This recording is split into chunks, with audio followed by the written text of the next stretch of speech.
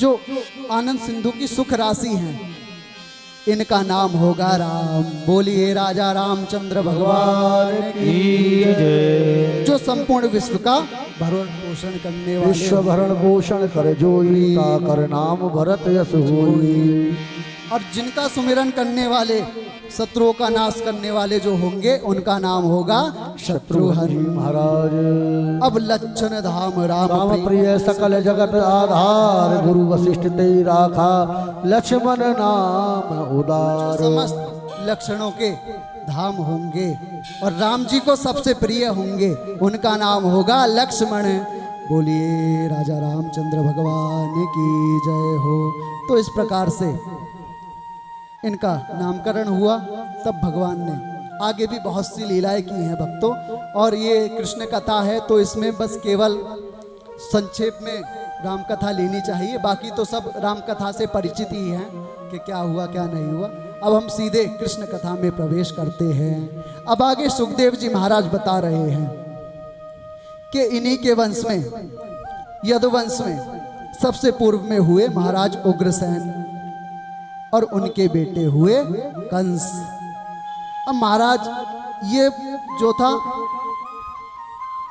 बड़ा ही दुष्ट था और पृथ्वी जो है इससे तंग आ गई थी और इसकी बदनामी हो रही थी सब में। तब जो है इसने अपनी बदनामी को छिपाने के लिए इसने विचार किया कि क्यों ना मैं अपनी मुंहबोली बहन देवकी का विवाह वासुदेव जी से कर दूं, तो मेरा यश तो गाया ही जाएगा, अपितु मेरी जो बदनामी हो रही है वो भी मेरी छिप जाएगी।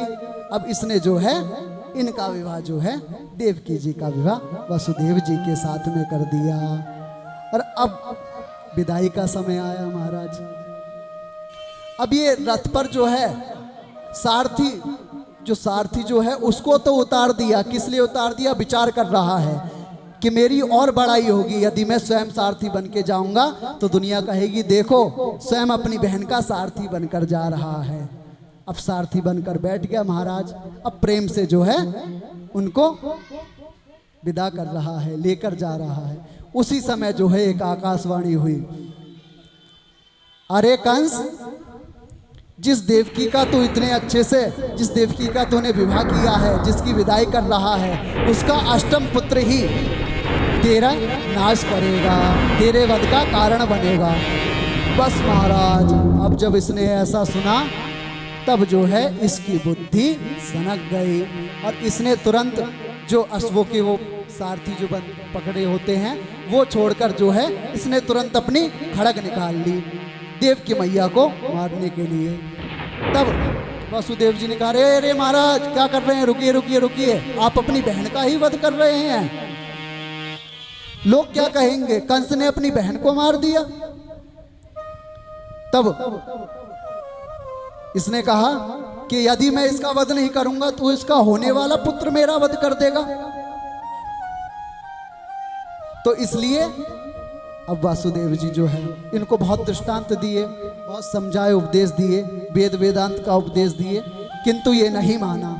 तब वासुदेव जी इनको वचन दे रहे हैं कि अच्छा महाराज ऐसी बात है तो आपको देवकी के पुत्रों से भय है, देवकी से तो भय नहीं है, आप इनको छोड़ दीजिए। मैं आपको वचन देता हूँ देवकी के जितने भी पुत्र होंगे, जितनी भी संतान होगी, उनको मैं स्वयं ही आपको ला कर दूंगा, आप उनका स्वयं वध करिएगा। ऐसे है हमारे वासुदेव जी महाराज, सोचिए। और ये कंस जानता है कि वासुदेव कभी झूठ नहीं बोलते, सत्य प्रतिज्ञ है। अब क्या, अब तो इसने क्रम